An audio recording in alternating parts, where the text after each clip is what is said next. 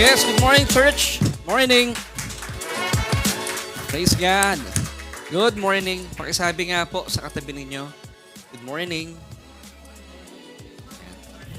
Tapos, kumustahin nyo na rin sila. Yan. Amen. Thank you for coming, church. And welcome to Solution Grace Church. Kami po ay nagpapasalamat once again that you're able to join us. At it's really, this is the safest place to be. Kung kayo po ay may mga takot sa puso, you have to be in the house of the Lord. Kung kayo po isang mananampalataya, you need to have a local church. Kaya po sa mga naghahanap ng local church, samahan niyo po kami every Sunday. Kami po ay located sa Unit 114E. Ground floor po ito sa Tia Maria Sarao Building, CV Star Avenue, Pamplona 2, Las Piñas City. Amen. So maraming salamat po sa mga kaibigan natin na nanonood online. At kami po nagpapasalamat. It's already 32 minutes after 10. At kami po ay excited once again para ibigay sa inyo yung mensahe ng Panginoon. But before that, I would like to thank our praise and worship team. Kayo po ba yung napagpala sa ating pag-aawitan? Salamat sa mga nanguna sa atin. Of course, na Ate Jackie, si Ate Chi, kay ang ating birthday boy, si Zetro.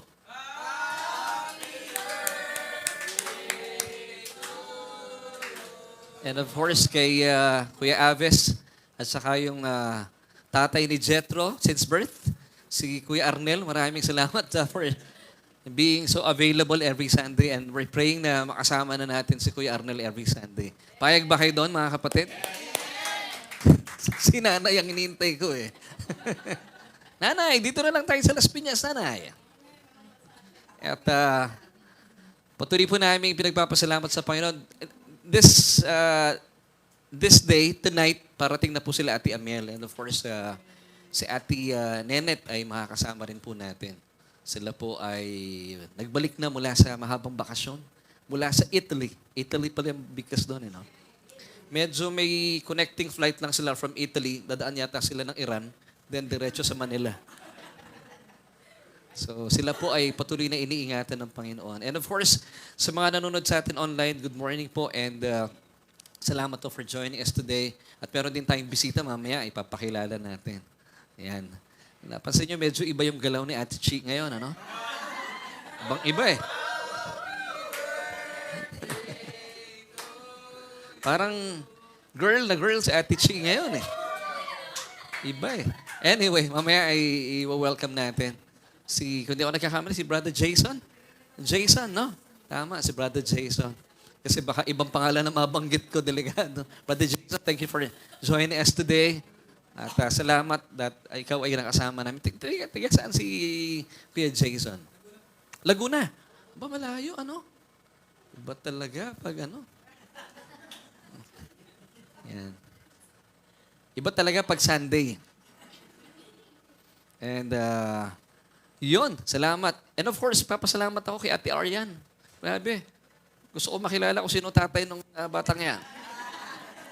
Talagang talented yung batang yan, ha? Yan. So, church, kayo po ba excited na to hear the message? At kanina tayo po'y pinangunahan of course ni Brother Joel. Thank you, Brother Joel, for always reminding us that we are the righteousness of God in Christ Jesus. And of course, ang ganda ng song natin, yung lahat magaganda at talagang humipo sa puso natin. But sa akin po, special talaga yung last song because isa sa mga favorites ko po yun eh. Bata pa lang ako, kinakanta ko na. I worship you. Tapos sinundan pa ni Ate Jackie ng isa pang paborito ko. Talagang grabe talaga. Diba? Ang sarap mag-worship, church? Talagang there is none like our Abba. At yun po yung pag-uusapan natin. Gusto ko po ipakilala sa inyo ang katangi-tangi kung bakit kakaiba ang ating Ama sa Langit. Amen.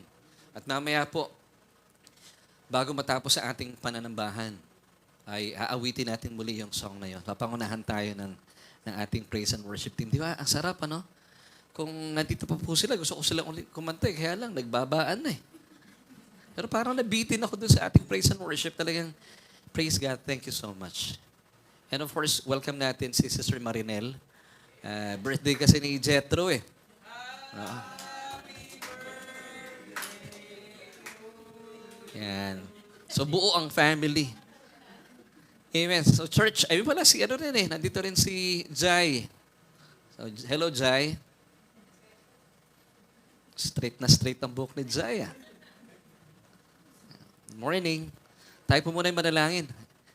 And then, pakinggan natin ang salita ng Panginoon sa atin. Aba, we thank you so much. Dahil kami po ay patuloy mong pinapamangha sa umagang ito. At alam namin, Panginoon, patuloy po kaming mamamangha sa yaman ng iyong salita. So Lord, use me as your mouthpiece at patuloy po namin pagsaluhan ng yaman ng iyong salita. Nang sa gayon, anumang pong mga duda, pangamba at kawalan ng kasiguruhan sa aming buhay ay mapawi po ito. Dulot ng iyong nananaga ng biyaya. At nang sa gayon, ang aming pong mga kaluluwa ay mapalaya mula sa yaman ng iyong salita. Salamat sa iyo, O Diyos. And this we pray in Jesus' name. Amen and amen. And of course, ang atin pong tema pa rin for this year, gusto ko pong ibinabalik sa inyo every Sunday. Ano po yung theme natin for 2026? My God, My Abba. Bakit po natin itong ginawang theme? Kasi ang layunin po ng ating leadership ay gusto po natin na tayo po bilang mga lumalago sa Panginoon, makita natin ng Diyos, hindi lang siya basta Diyos, siya po yung ating Ama sa langit. At pansinin niyo po, hindi lang natin sinabing, My God, My Father. Pag sinabi kasing Father, parang may sense of distance pa eh. Pero ginamit po talaga ng Biblia, according to Romans 8:15, Abba. Alam niyo po, it's an Aramaic term for Father. Mas ano yun eh, mas intimate. So para po sa mga baguhan nating taga-subaybay na ating pananambahan, yung Abba po, pwede nating i-translate sa Tagalog bilang Ama. O kaya naman kung paano niyo po tinatawag ang inyong ama or itay, o kaya naman pag sanay po kayo sa English, kagaya ni Ate Chi, anong tawag mo kay Brother Fidel? Apa? Ba? May pagka-Korean ha? Korean ba yon? Ba talaga naman, kapapanood mo ng Korean novela, ano? Kaya pala si Brother Fidel nagmumukha ng Koreano, ano? Kaapa. Apa. Dapat gumaganon eh, no? Anong tawag po sa inyo ng mga anak niyo, Brother Joel? Daddy, di ba? Pangmayaman. Pwede yung tawagin ng inyong ama sa langit, Daddy. Si Jethro, anong tawag kay papa niya? Talagang mayaman din, ano? Pero kung gusto niyo mas mayaman, papa pa. Yun ang tawag natin sa ating ama. Amen. So pinapractice niyo ba, church, every time you pray?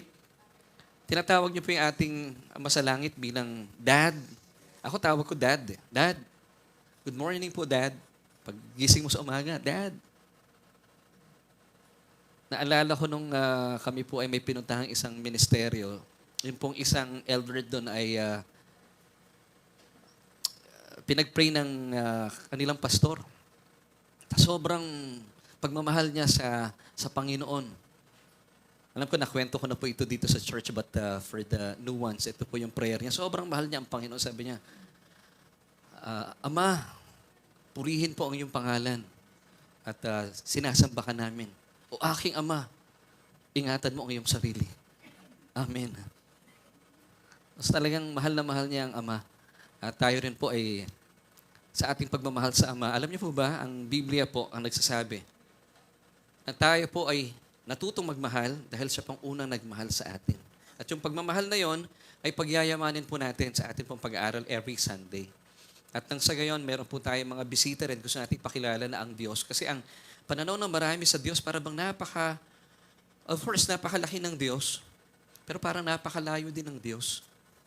At nauso pa yung song na From a Distance. Kung naalala nyo yon, sa mga kasing idaran ko, nauso yung song na yon ni Betty Midler, kung hindi ako nagkahamali. Nung panahong meron pong giyera sa Kuwait. So yung mindset ng mga tao, ang Diyos ay from a distance.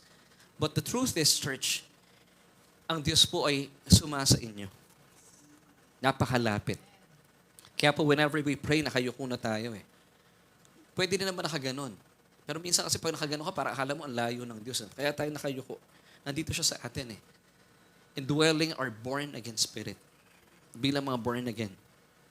God is in us.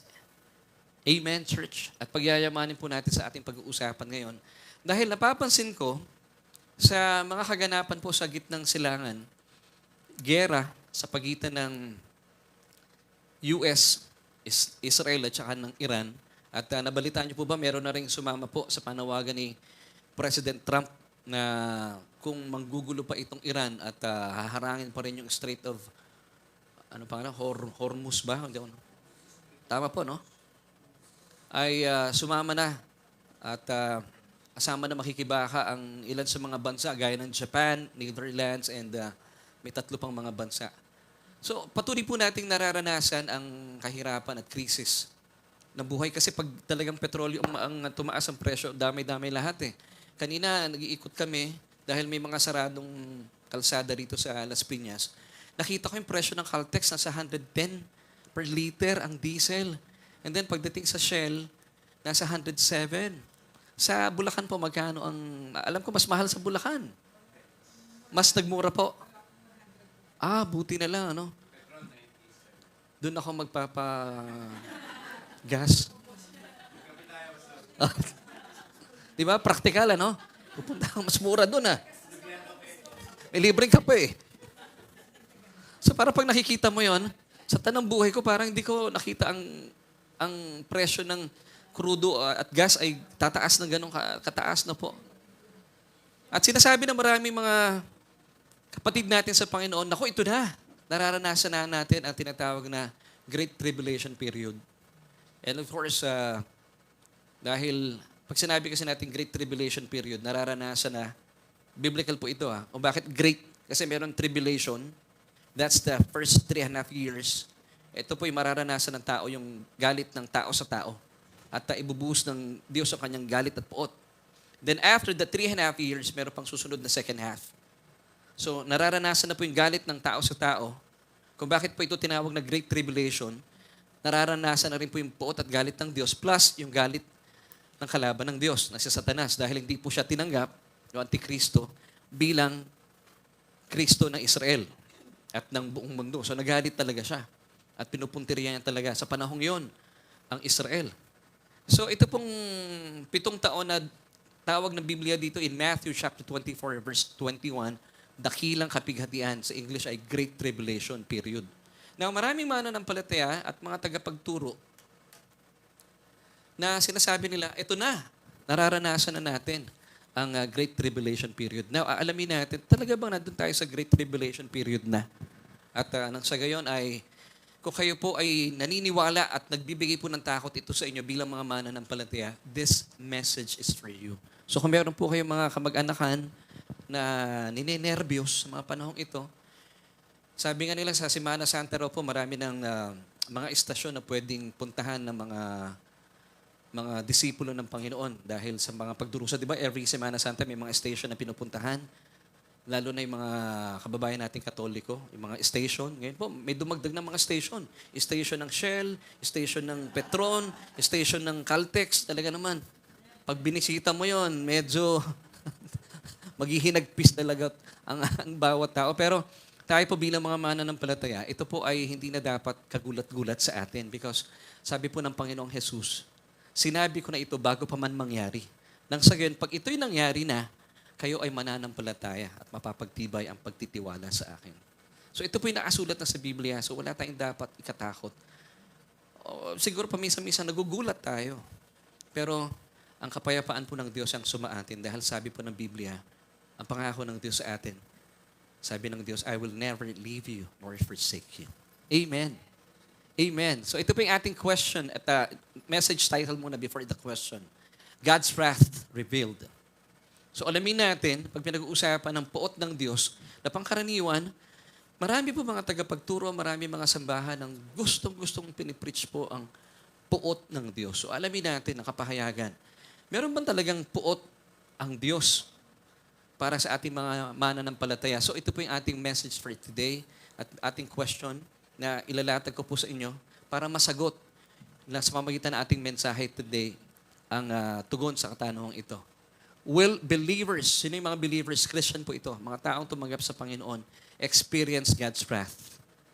Or pwede nating, in other words, will Christians go through the tribulation period? So pwedeng ganun yung question. So once again, our question for today, mararanasan ba ng mga mananampalataya ang puot ng Diyos? Kasi pag sinabing wrath, puot. Sa King James nga, hindi lang wrath, wrath, na masidhing puot ng Diyos, ibig sabihin. So will believers experience God's wrath?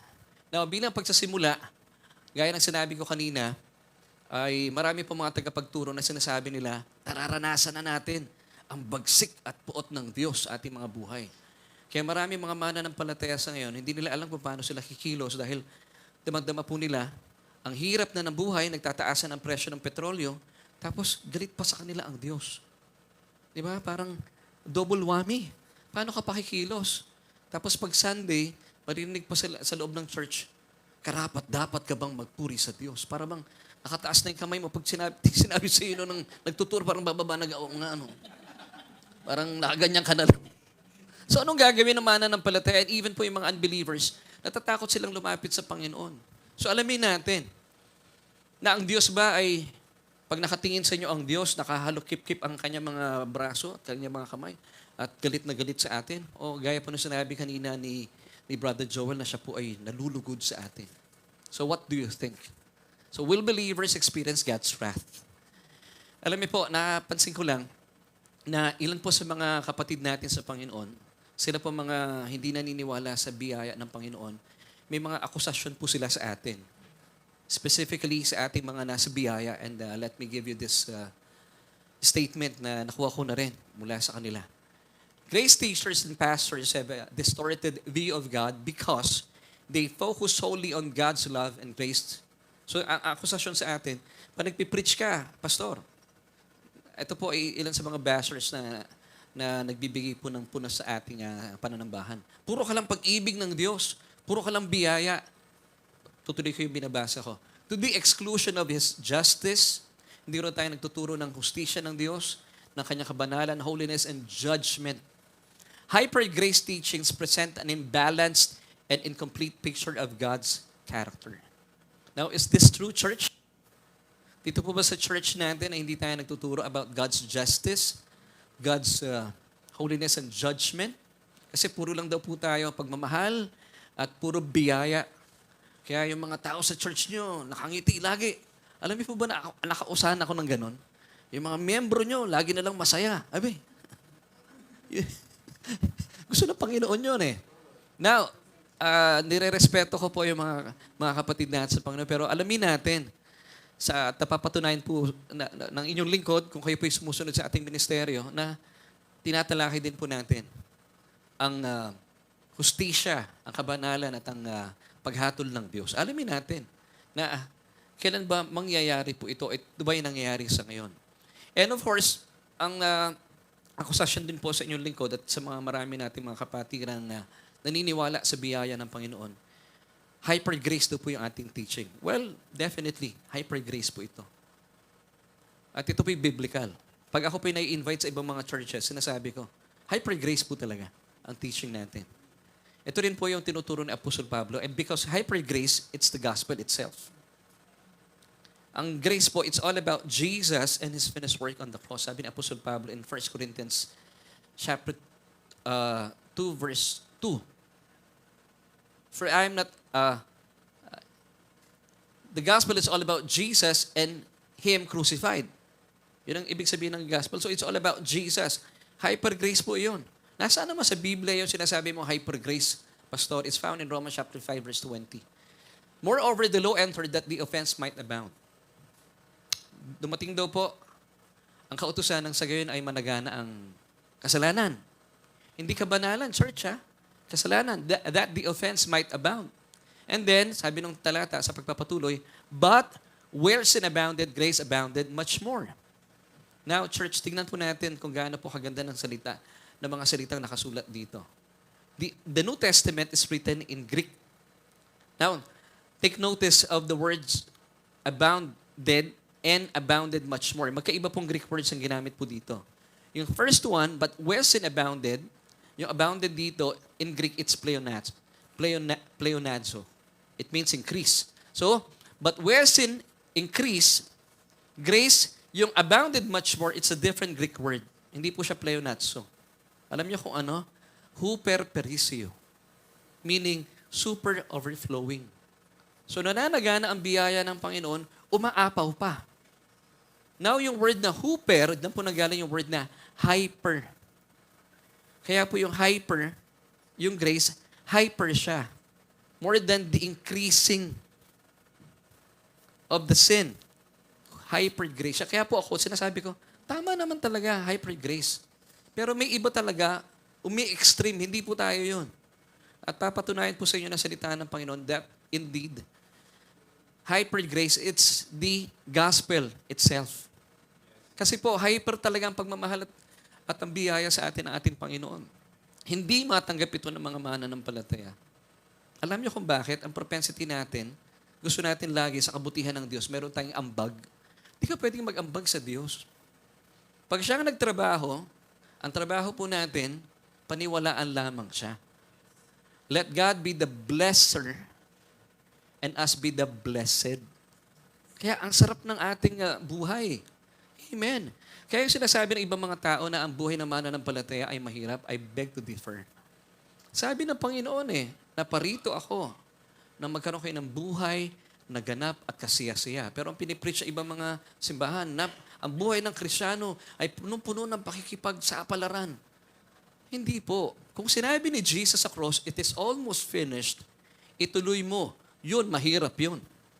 Pero sabi ni Jesus, it is finished.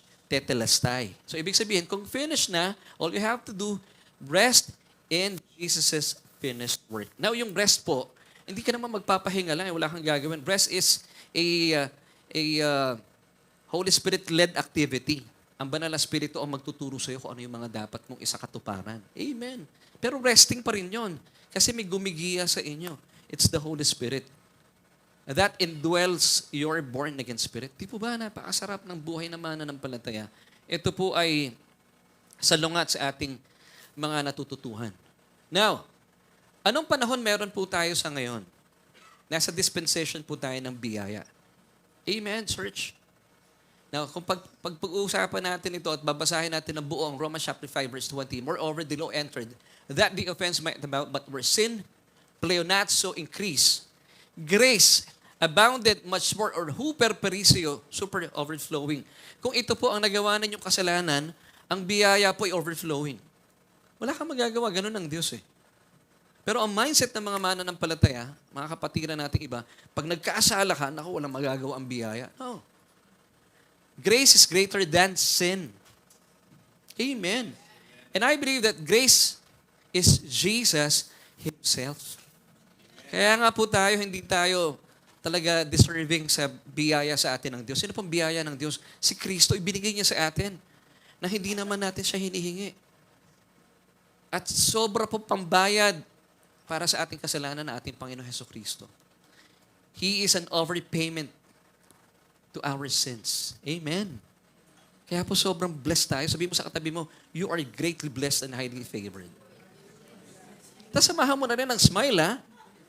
O, ulitin natin mga kapatid. Sabihin mo sa katabi mo, na nakasmile, you are greatly blessed and highly favored.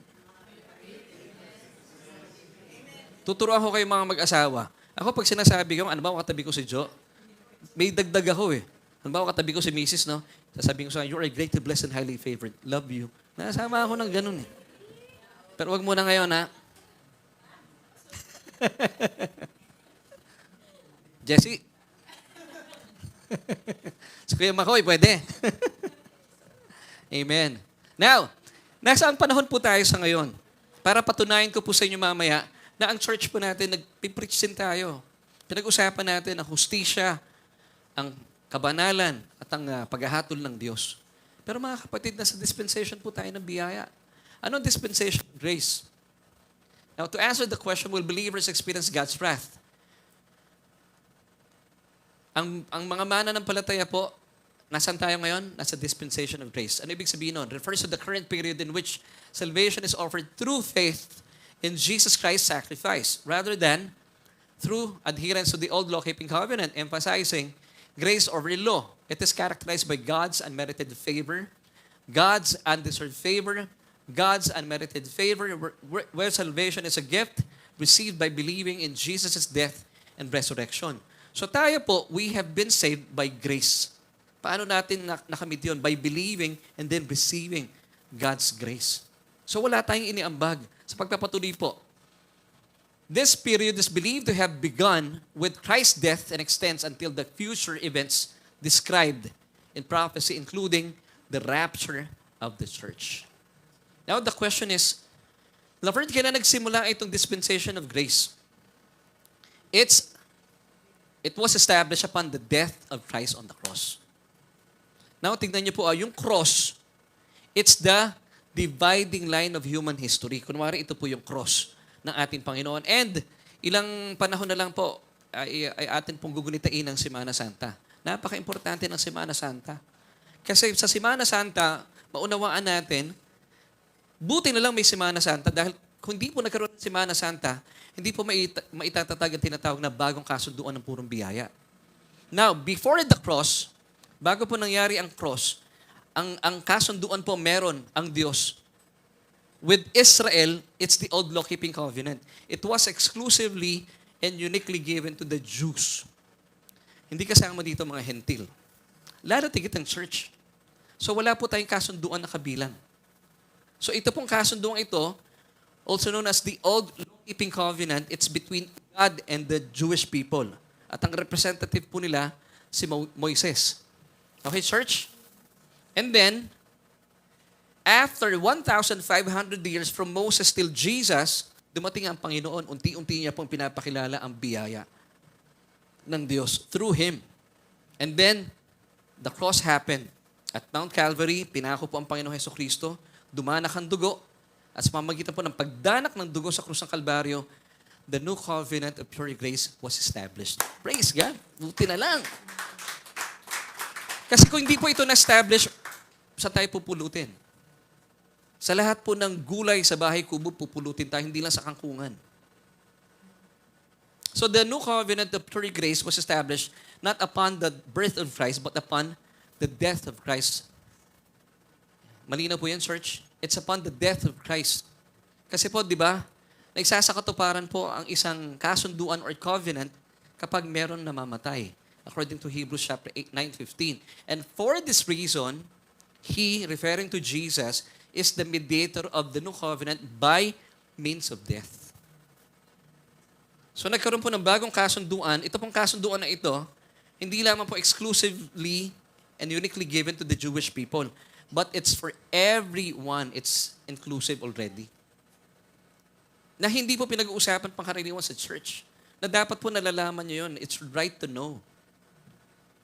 So ngayon, yung lumang kasunduan ng kautusan, sabi po ng Biblia, in Hebrews 8:13, paso na po ito, obsolete. Gumagamit po ba kayo ng mga bagay na obsolete? Halimbawa, merong magbibigay po sa inyo. May magre-regalo. May magbibigay sa inyo cellphone. 5110 or iPhone 17, 1 terabyte, fully paid. Yung 5110, may utang pa yon.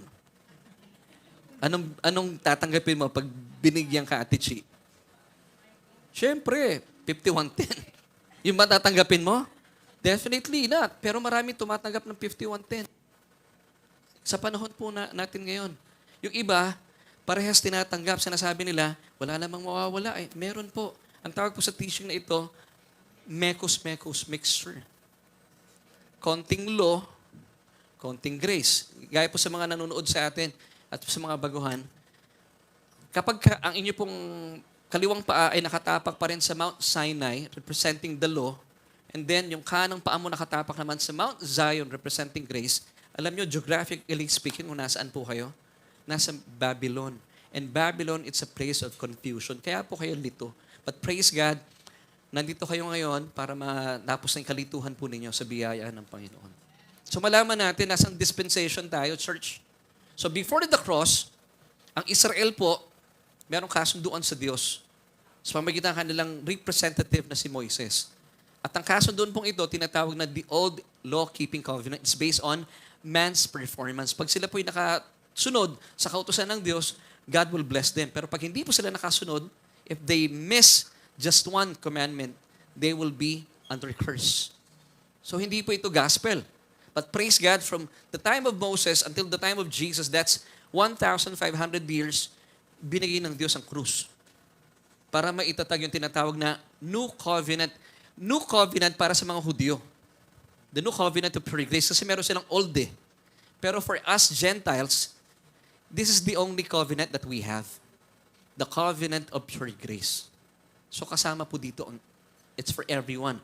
Kapag tinanggap mo ito at pinaniwalaan mo at nasa ilalim ka ng biyaya ng Panginoon, sin will have no dominion over you because you are no longer under the law.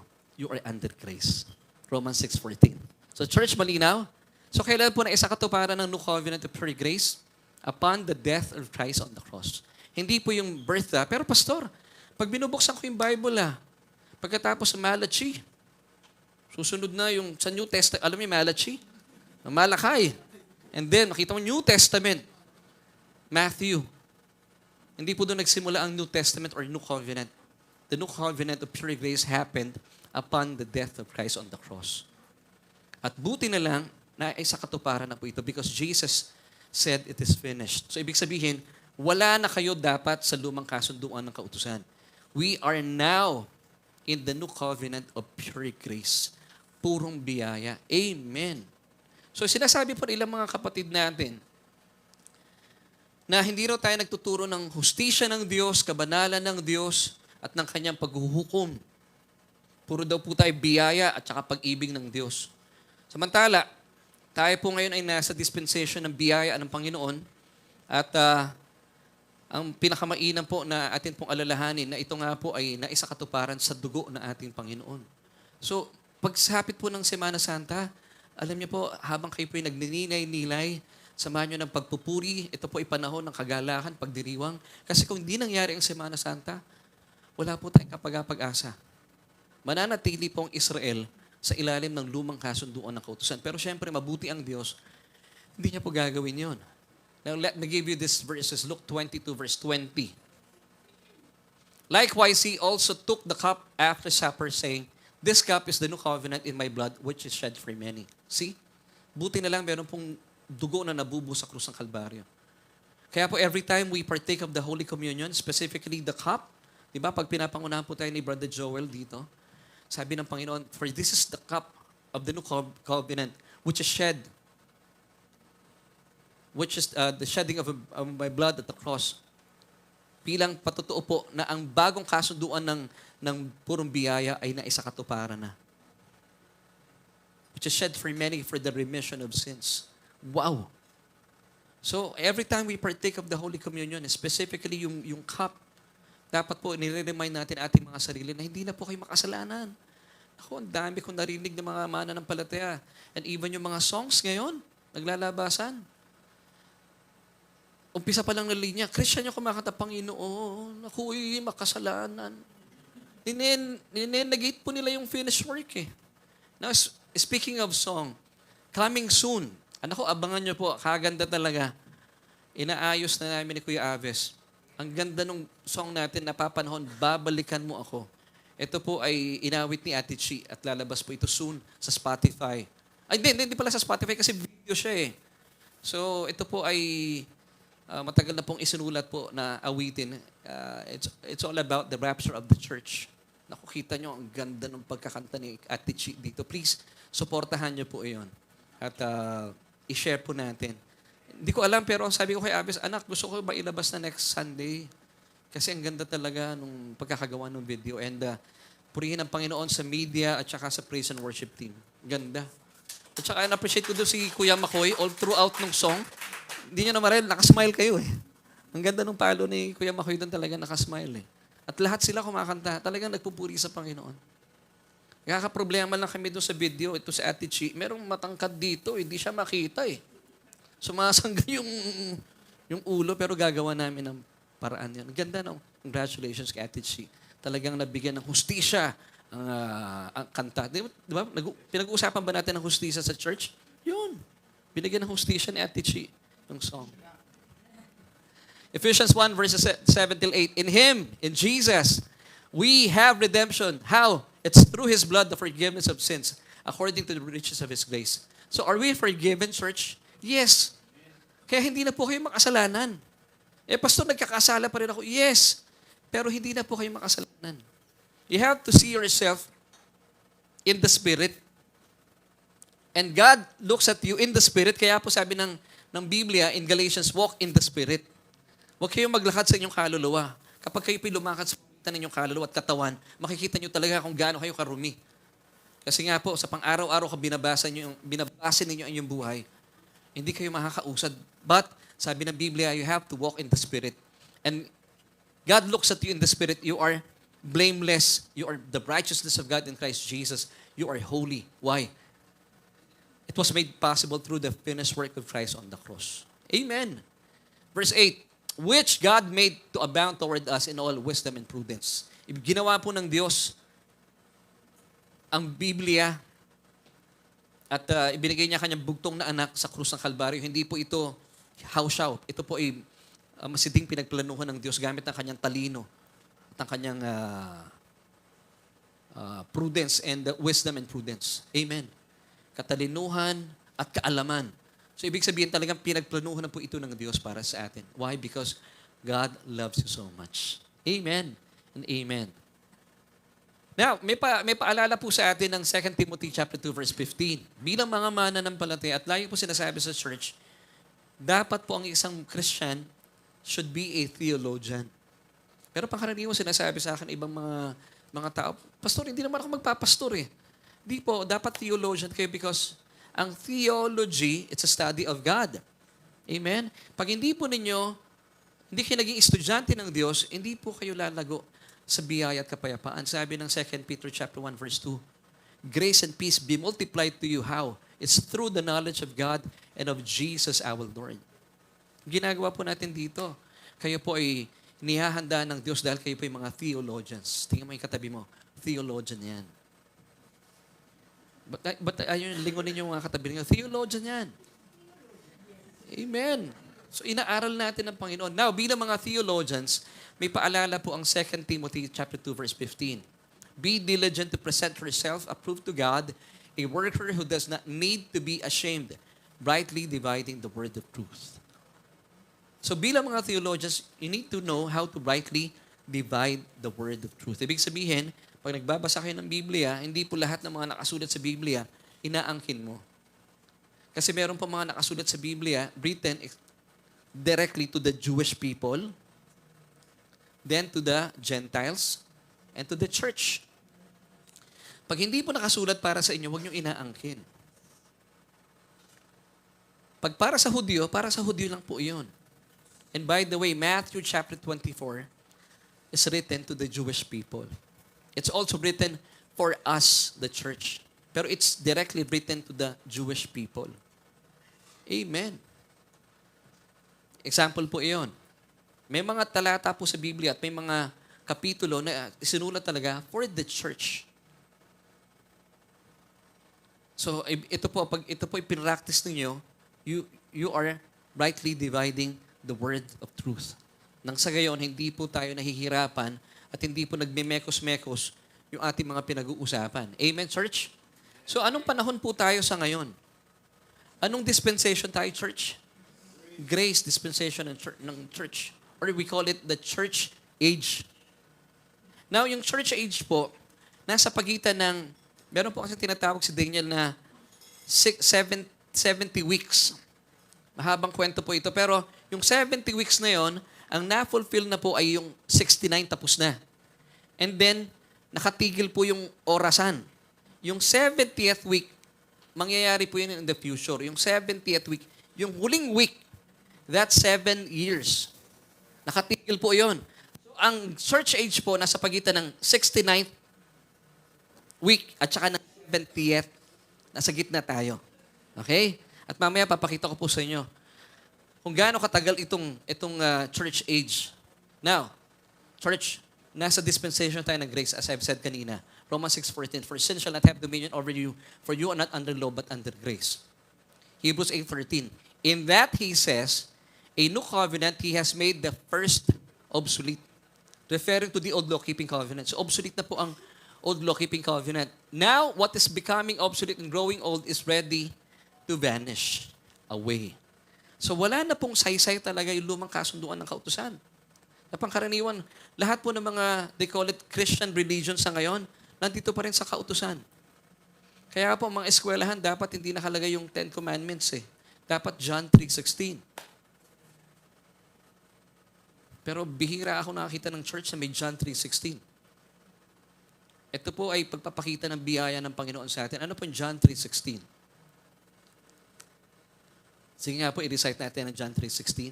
For God so loved the world that He gave His only begotten Son, that whoever believes in Him should not perish but have everlasting life. That's the gospel church.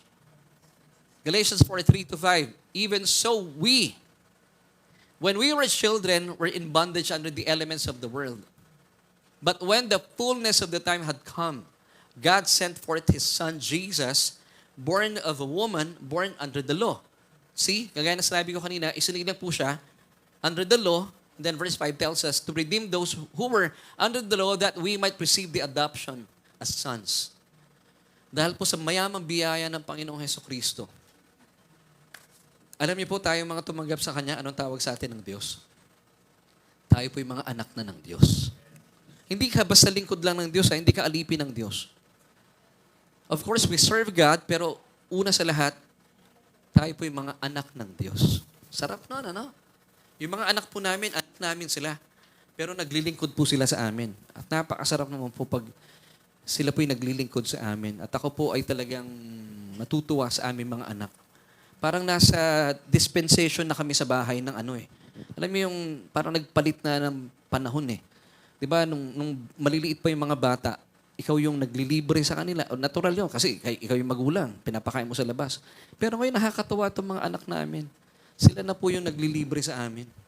Pinapakain na kami sa labas.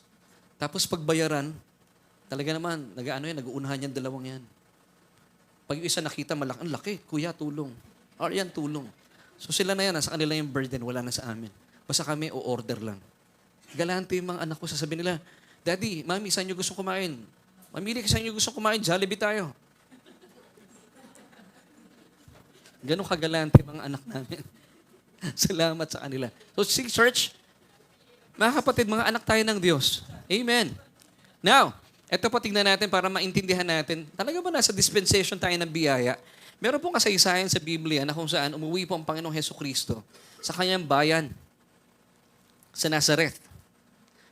Dito po siya lumaki. Now, gaya po na kanya nakagisnan, pumasok siya sa sinagoga isang Sabbath day at nagbasa po siya ng scripture. Ibinigay po sa kanya ng tagapangalaga yung scripture at binasa po niya yung isang talata mula sa Isaiah. Wala pa kasing New Testament noon, of course. So binasa po ni Jesus ito at ito po ay patungkol sa isang Messiah. And of course, binabasa niya po ito. Unti-unti na po siya nagpapakilala sa tao.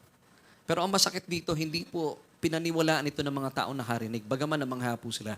So basahin natin, it's found in Luke chapter 4, verses 18-20. The Spirit of the Lord is upon me. At yung cross-reference po nito is found in Isaiah chapter 61, verse 2. Because He has anointed me to preach the gospel to the poor. So, naparito ang Panginoon Jesucristo para ibahagi po ang mabuting balita sa mga mahirap. Now, church, ano po yung mabuting balita sa mga mahirap? Halimbawa, dumating ako sa inyo, kunwari kayo po ay mga mahihirap. Mga kapatid, meron akong mabuting balita para sa inyo. Ano yung mabuting balita sa mga mahirap? Na mananatili po kayong mahirap. Yun ba yung mabuting balita?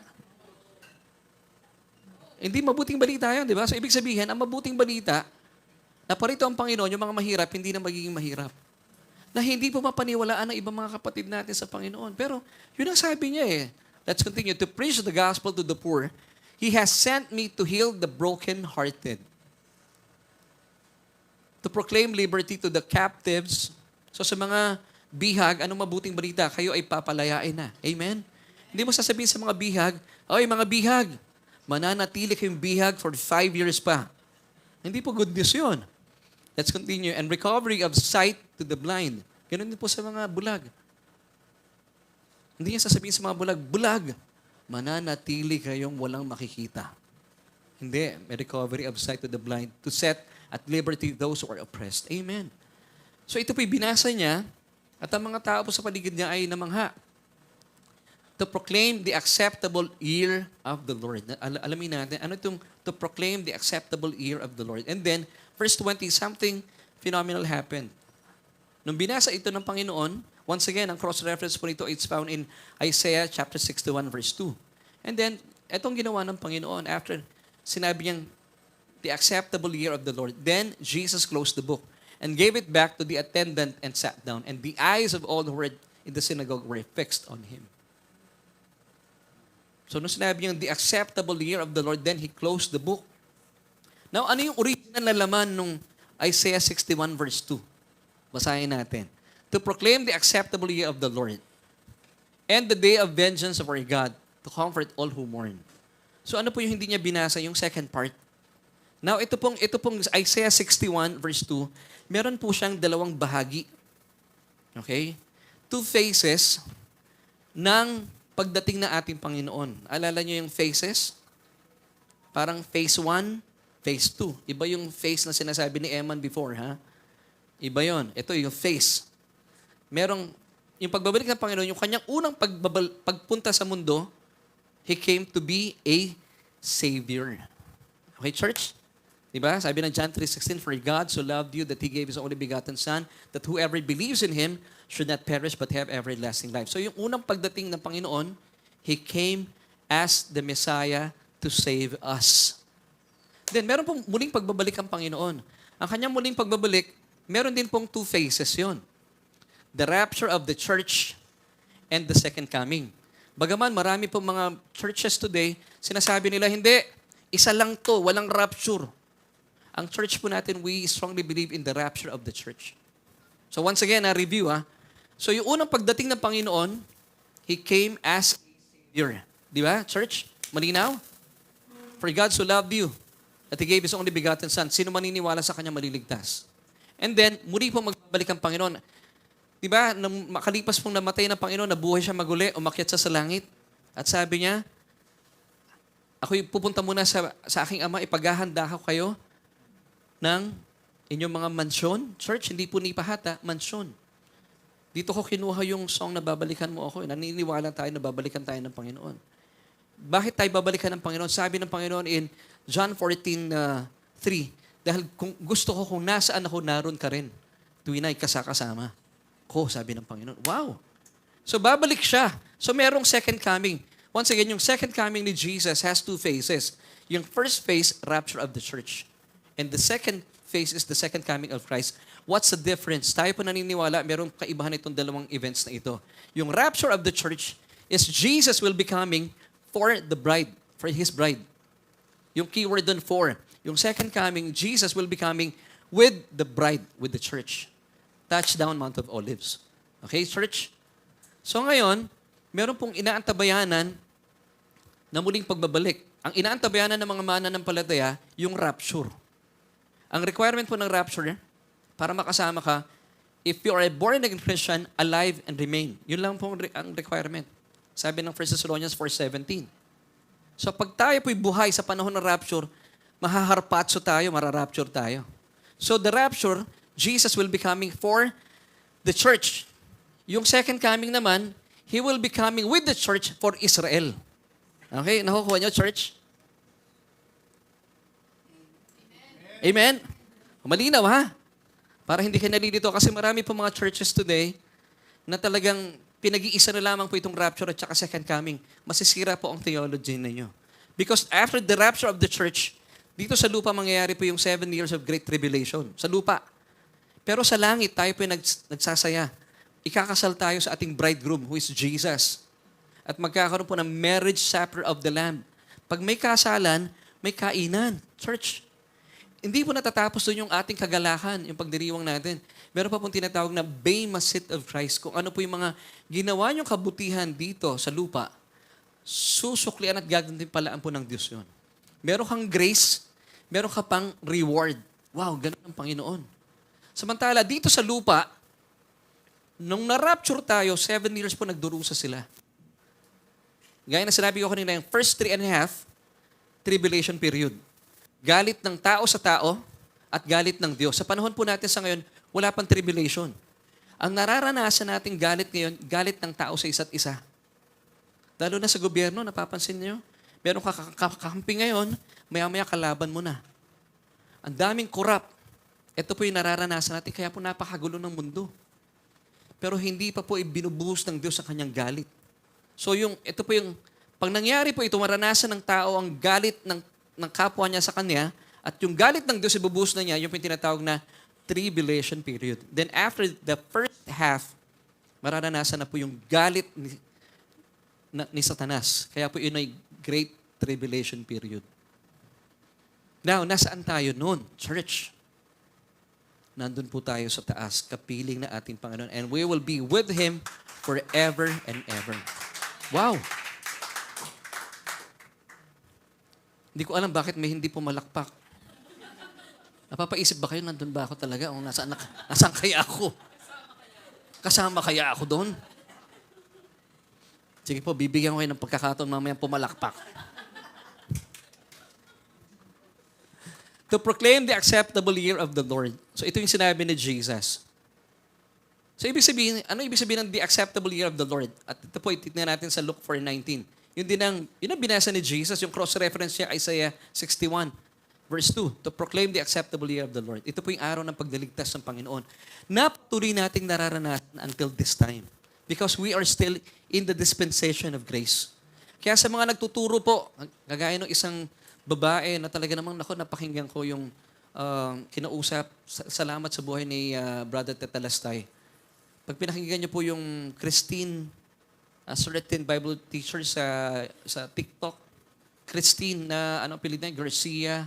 Sinasabi ko po ito with love, pero hindi pala siya talaga Christine. Christian pala siya. Hindi siya she. He siya.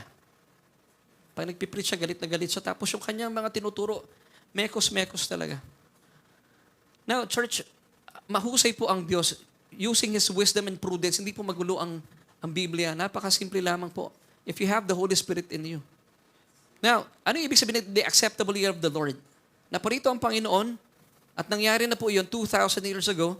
That's the acceptable year of the Lord para maging tagapagligtas mo until this day. Mga kapatid, kaya wala pa pong tribulation period ang nararanasan natin. Nakakapag-Starbucks pa po kayo. Pag tribulation period na wala na makakapag-Starbucks, magulo na ang mundo. Amen. Now, tingnan niyo po ito, see the big difference. In Isaiah 61 verse 2, to proclaim the acceptable year of the Lord. Parehas po sila sa verse 19 ng Luke 4:19. To proclaim the acceptable year of the Lord. So parehas po yan. Yun ang binasa ng Panginoon. Now, dito nagkaiba. Sa Isaiah 61 verse 2, second part, and the day of vengeance of our God. Pagdating sa Luke 4:20, hindi po binasa ni Jesus yun. Then He closed the book. You know why? Wala pa po siya doon. Kasi yung panahon natin ngayon, wala pa tayo doon. Nasa church age pa po tayo. Kaya po napaka-significant ng mga ginagawa ng Panginoon. Pag nagbabasa kayo ng Bible, huwag niyo papalampasin. Merong significance yun. Kaya po sa mga taong nalilito, na sinasabi ng mga pastor nila, hindi, nasa tribulation na tayo. Wala pa po. Jesus closed the book. Hindi niya binasa. Now, Isaiah 61 verse 2. B, and the day of vengeance of our God. Ano ibig sabihin nito? Na hindi pa binabasa ni Jesus. Alam niyo po ibig sabihin nito? This is the time that God will pour His wrath into this world. Ang tawag doon ay also known as tribulation period. Kaya hindi pa binasa ni Jesus yun. Kasi wala pa po tayo doon. Now, biblical terms of the day of vengeance. Number 1, the day of the Lord's vengeance, Isaiah 34 verse 8. Matatagpuan po yan doon. Time of Jacob's trouble, Jeremiah 30 verse 7. Number 3, Daniel 70th week.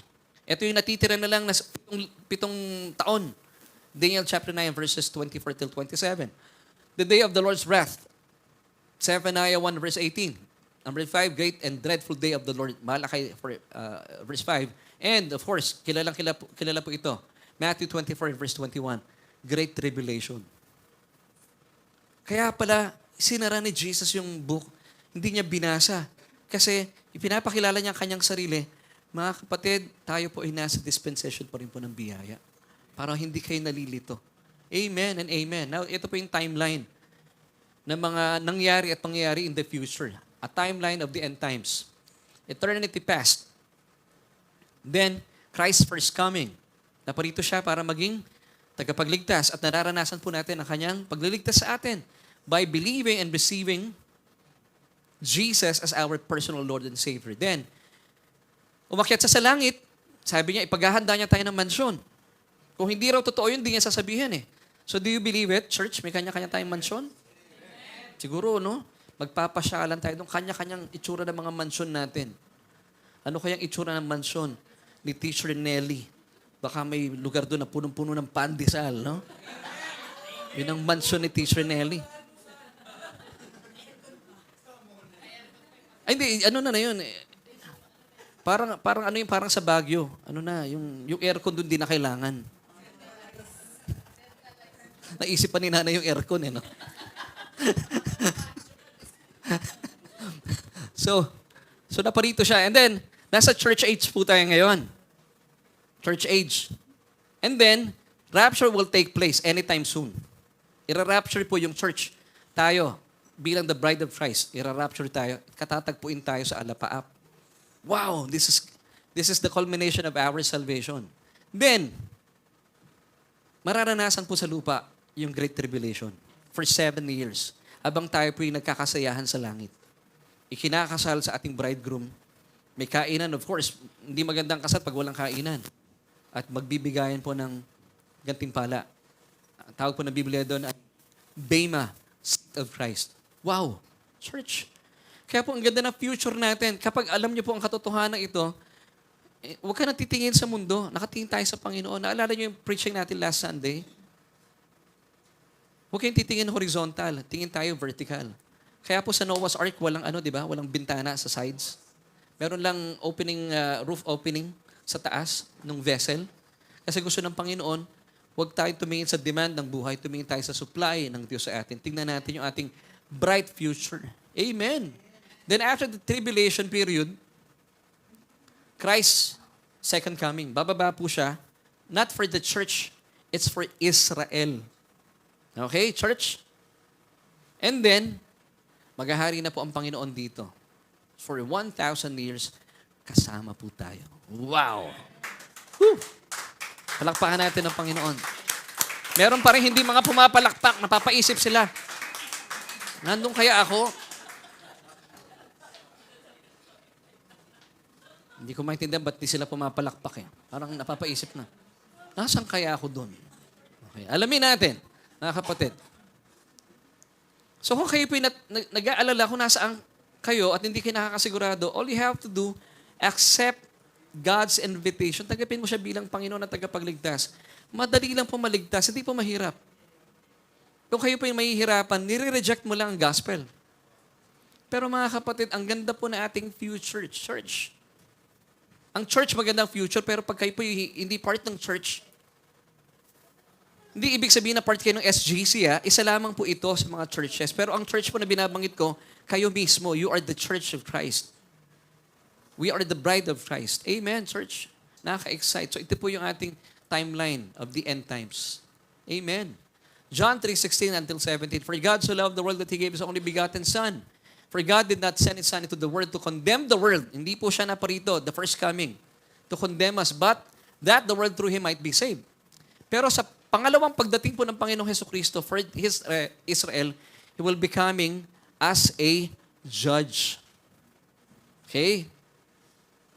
Yung pagliligtas po, tapos na yon. Na-rapture na nga po tayo eh. Amen, church? Now, tignan natin, balikan natin. Ito yung hindi binasa ng Panginoon. And the day of vengeance of our God.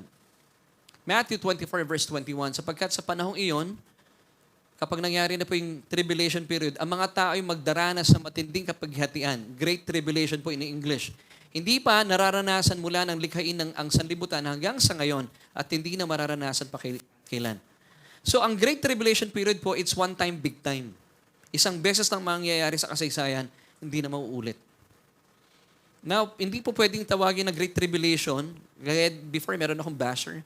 May gulo sa Ukraine. Bakit ko daw sinasabi na hindi pa nararanasan ng Great Tribulation? Sinagot ko siya, sabi ko, kapatid, ang Great Tribulation po hindi lang nangyayari sa isang bahagi ng mundo. ang Great Tribulation po ay global. Pero hindi pa po natin nararanasan. Kasi nakakapag-church pa po tayo. And of course, pag po nangyari ang Great Tribulation period, this is good news. Wala na po ang church. Sa mundo, tayo po ay na-rapture na. Now, may oras pa ba ako? Gusto ko lang po itong pag-usapan. Sabi ng ibang mga churches, although ako po bilang pastor, I believe it's right to know ano yung stand ng church. Ang church po natin, we believe in a pre-trib rapture. Okay? Sabi ng iba, dogmatic daw pag sinabi ko kung ano yung paniniwala ng church. Hindi po dogmatic yon. That is the stand of church.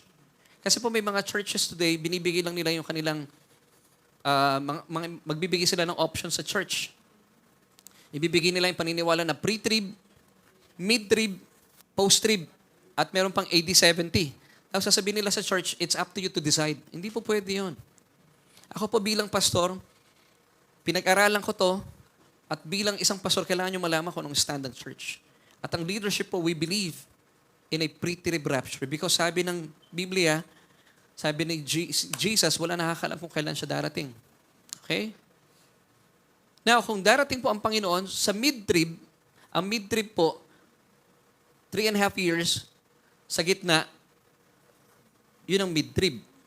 Doon daw mangyayari ang rapture. Kung mangyayari ang rapture in the middle, di alam na nila kung kailang mangyayari ang rapture. So it doesn't make sense. Okay? Burado sa atin yun. Post-trib, ganun din.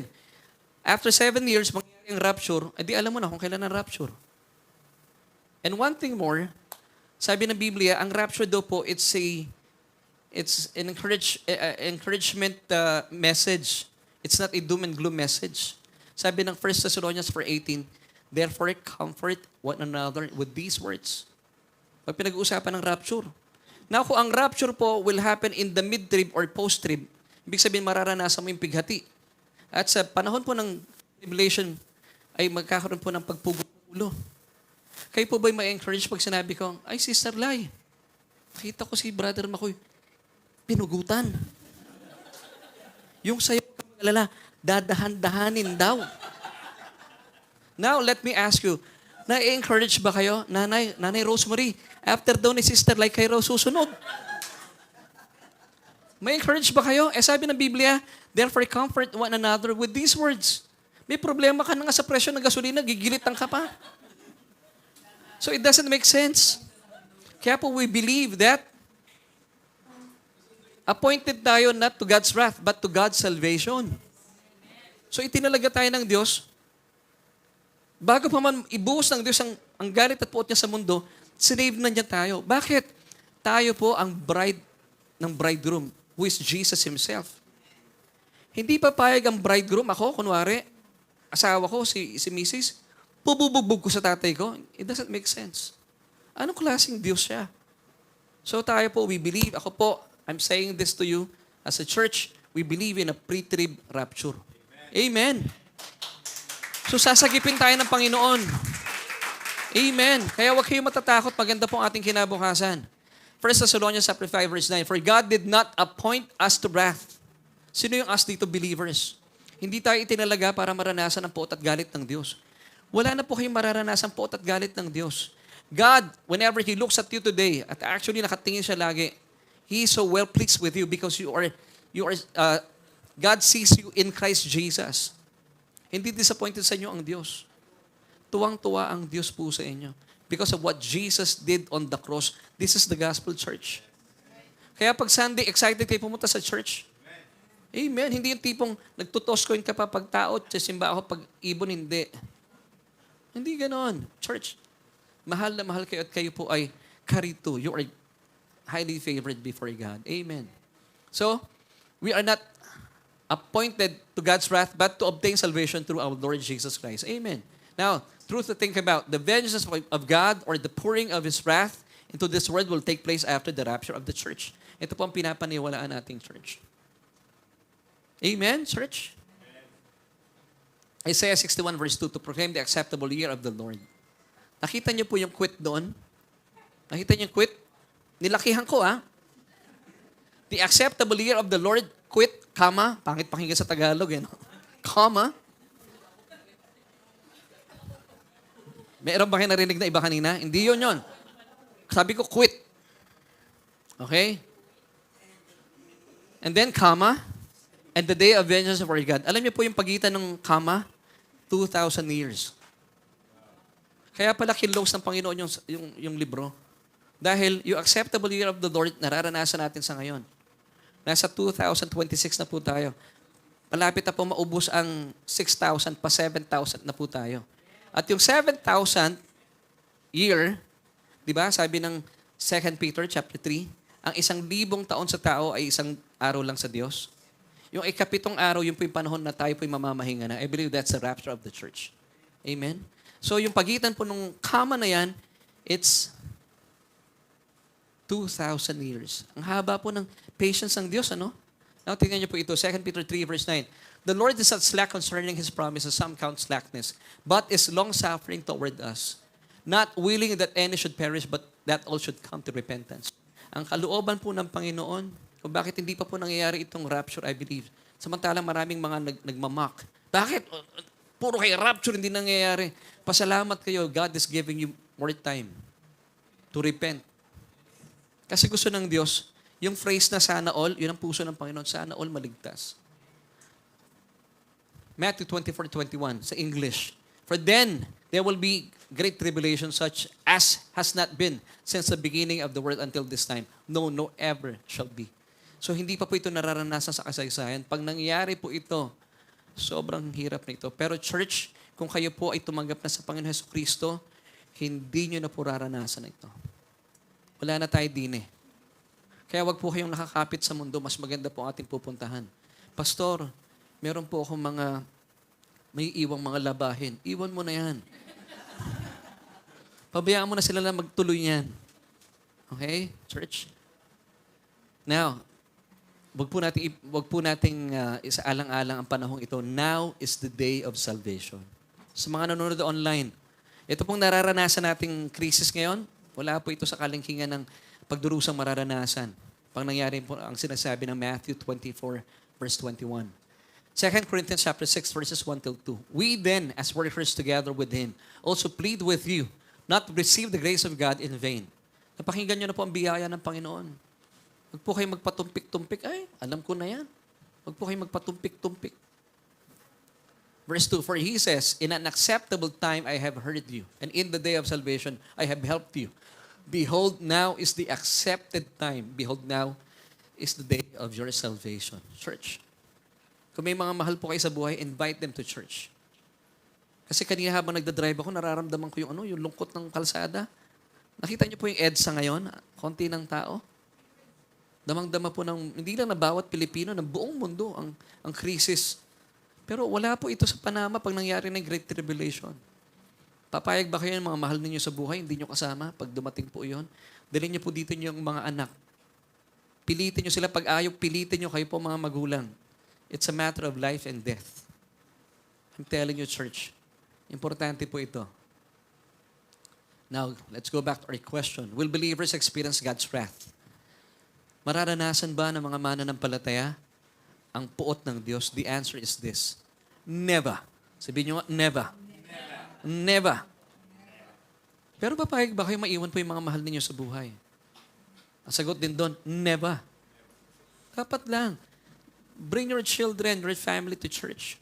Kasi dito lang po pinag-uusapan ang salita ng Diyos. Sa television, wala po kayong mapapanood.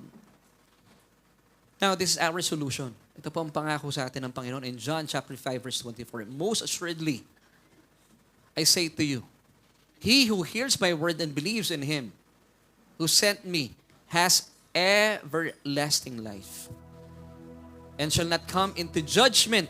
Praise God. Mga anak, pakihiwalay nga yung into sa judgment. Kadikit eh. But has passed from death to life. So tayo po mga mananampalataya.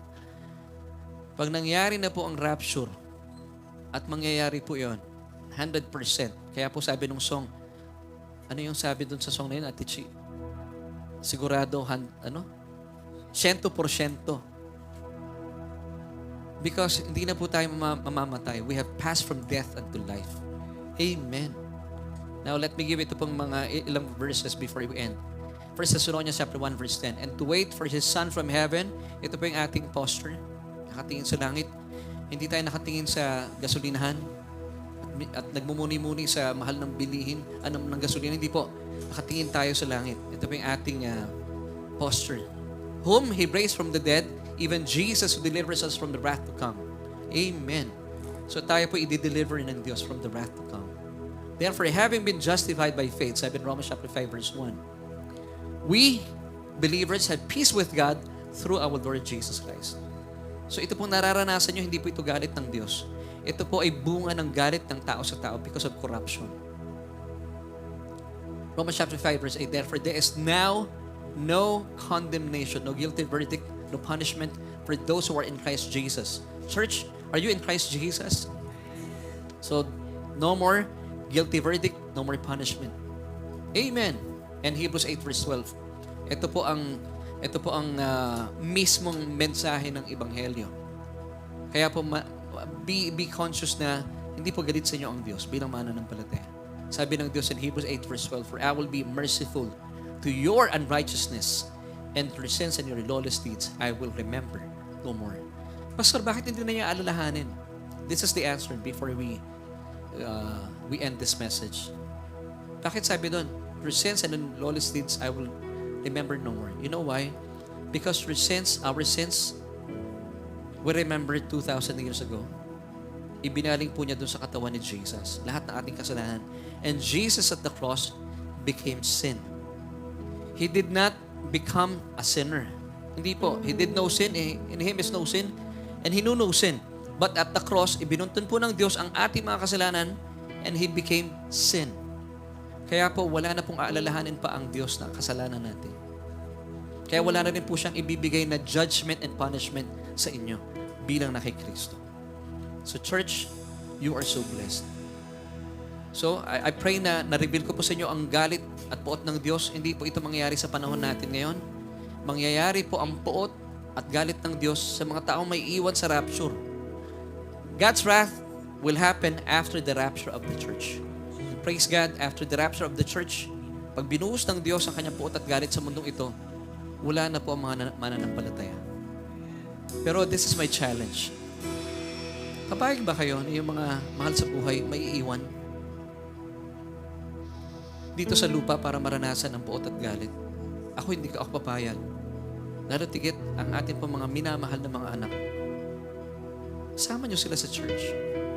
Mahal natin sila because alam niyo po yung nararanasan natin sa ngayon, wala po sa kalingkingan ng Matthew 24 verse 21. When the tribulation will take place, mabigat po yun. Mawawalan ng lahat na mawawalan, mararanasan po ng tao. And it's a one big event. Sabi ng Matthew 24 verse 21. Hindi pa nararanasan sa kasaysayan at pag nangyari po yun, yun lang yun, pero matindi. God loves you, church. Mahal din ng Diyos ang inyong mga minamahal sa buhay. Tayo po secured na. And I'm so sure, lahat po dito sa SJC, and I'm declaring, lahat po tayo kasama sa rapture. Hindi natin mararanasan ang puot at galit ng Diyos, pero yung mga mahal natin sa buhay, ayoko pa mangyari. Gusto ko lahat tayo sama-sama. Amen, church? So tayo po, congratulations. Praise God. Papuri sa Diyos. When the rapture will take place, definitely we'll be going up. And we will be with Jesus forever and ever. Praise God. Palakpakan natin ang Panginoon. And before we sing, at aawitin natin yung sobrang napakasarap na awiting ito. Pangunahan tayo ng praise and worship team. Of course, si Ate Jackie. Gusto ko munang kausapin po kung meron ditong baguhan. At gusto mong tanggapin ang Panginoon bilang iyong Panginoon at tagapagligtas para hindi mo maranasan ng Matthew 24 verse 21. Simple lang po maligtas at napakadaling maligtas. All you have to do, open your mouth, sabayan po yung panalangin ito, nabuksan din ang inyong mga puso at paniwalaan na ang Panginoong Jesus, makalipas sa 3 araw, siya po yung nabuhay na maguli. Ikaw ay magkakaroon ng buhay na walang hanggan. Hindi ba napakadaling maligtas? Gamit ang ating mga bibig at bukas na ating mga puso. So, kapatid, if you want to be saved, just pray this prayer with me. Sabihin niyo po ito mula sa inyong mga puso. O Diyos, kinikilala ko ang aking sarili. hiwalay po sa inyo. Sadyang walang magagawa. Kaya naman, simula sa oras na ito, Jesus, tinatanggap kita at kinikilala kita bilang aking Panginoon at sariling tagapagligtas dahil naniniwala po ako na sa iyong mga pagdurusa na humantong sa kamatayan doon sa krus ng Kalbaryo, isinakatuparan mo ito para mapawi ang kasalanan ko. At makalipas sa 3 araw mula sa kamatayan, ikaw ay nabuhay na maguli bilang patunay na akong nanampalataya sa iyo ay pinaging matuwid na sa harapan ng aking Ama. Salamat po, O Diyos, sa iyong kaloob na kaligtasan at buhay na walang hanggan. At kapag nangyari na ang rapture, salamat, Ama, ako'y kabilang sa makakasama. Amen at amen. Congratulations. Welcome to the family of God. Excited po kami na makasama kayo. Tayo po tayo, church. And tayo po ay aawit sa Panginoon. At purihin natin ang Diyos. Amen. Almighty God, there is none like you. Come on, church. I worship you. I worship you. Oh, Prince of Peace.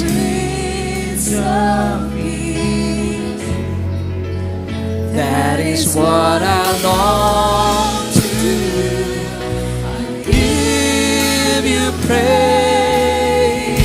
For you are my righteousness. Righteousness.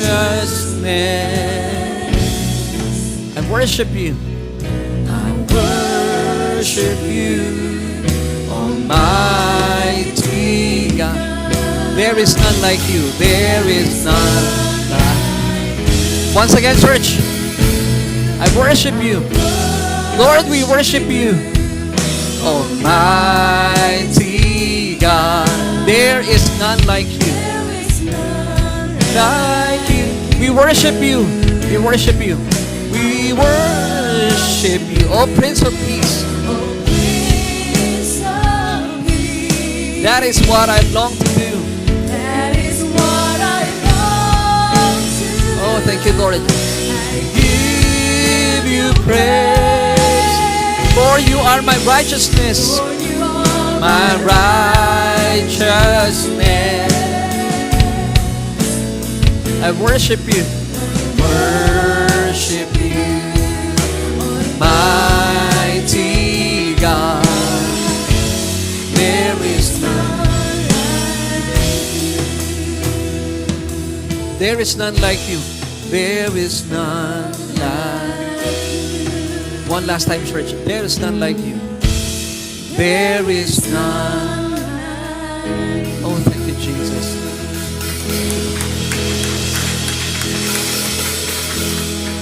Church, we are so blessed. Sa lahat po ng mga relihiyon sa buong mundo, wala pong pwedeng tumapat sa naisip ng Diyos para sa atin concerning our salvation. For God sent His Son, Jesus, into this world not to condemn us, but to save us. Ang mga relihiyon po, you have to do something for them to prove your love sa Diyos nila. Pero po ang Diyos natin kakaiba. Hindi mo na kailangan i-prove ang pagmamahal mo sa Diyos. Pinprove na po niya ang kanyang pagmamahal sa atin through His Son. Now all you have to do, just believe and accept His love.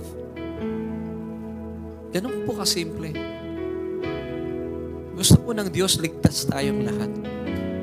Kung kayo po may pag-aalinlangan sa rapture, tingnan niyo po yung nangyayari sa paligid.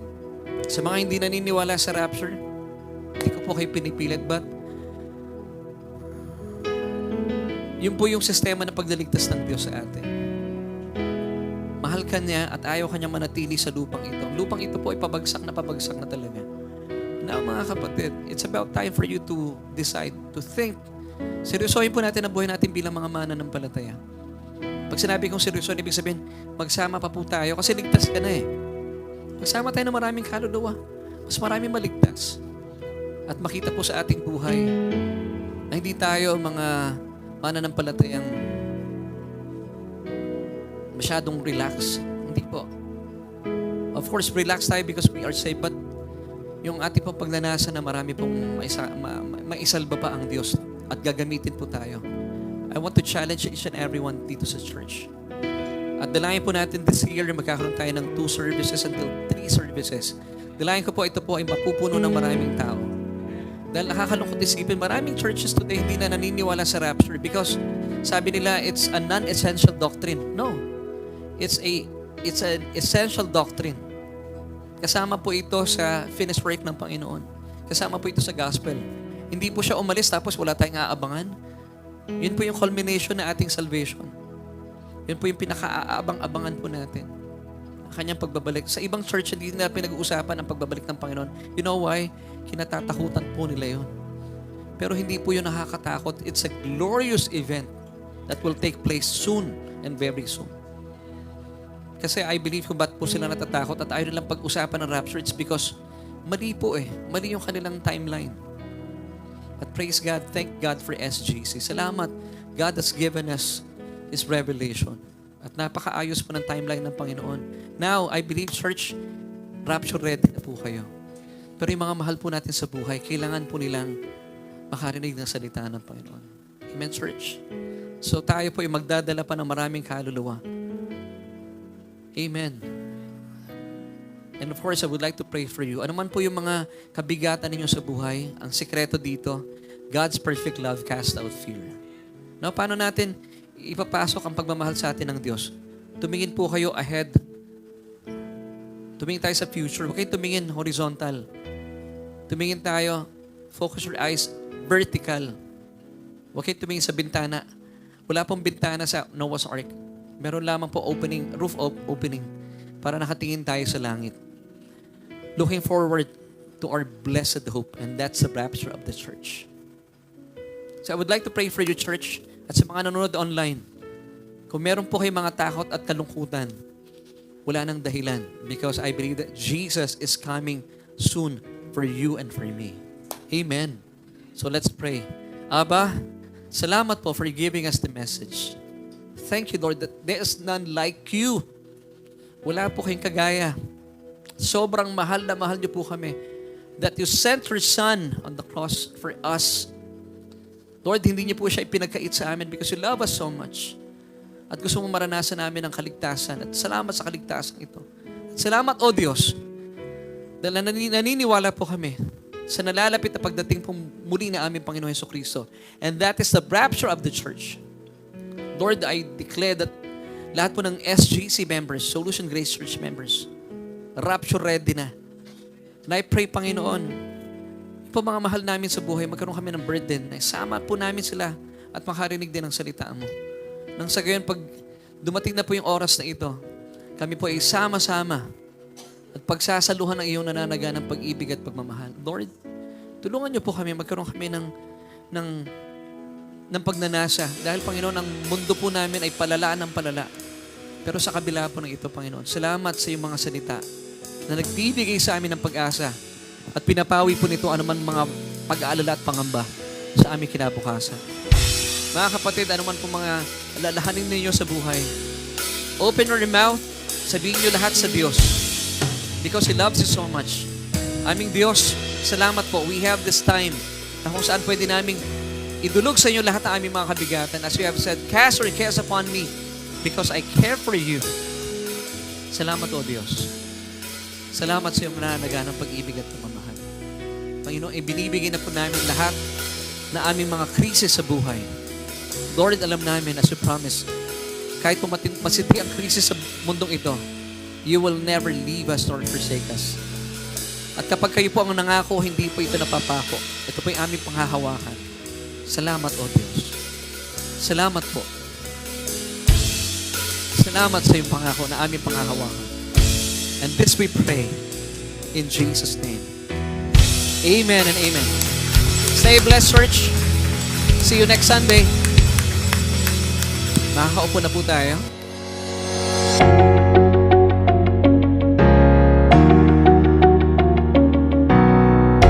Amen! Thank you, Lord, sa panibagong revelation na nakuha namin today. Naku, napakarami kong natutunan. Ikaw ba? let us know in the chat box kung ano yung mga favorite takeaways mo, ano yung mga nagrema sa'yo from our message for today. Now, let us continue to honor and worship our Lord Jesus Christ by giving our tithes and love offering. But before that, let me remind you guys na ang inyong tithes ay para sa inyong home church. Pero kung kayo ay bago and you considered Solution Grace Church as your home church, here are the ways on how you can give your tithes and love offering. You can see it here on the screen on how you can give. Pwede nyo kunin ang aming account number, or kung nasa labas kayo ng Pilipinas, pwede nyo i-scan ang QR code ng aming bank account. Thank you for being a faithful tither and a generous giver. As we give our tithes and offering to the Lord, let me pray for you. Heavenly Father, we thank you that we can give to you. In this form of giving our tithes and offering, we honor and we worship you. We believe that this is not about us, but you alone.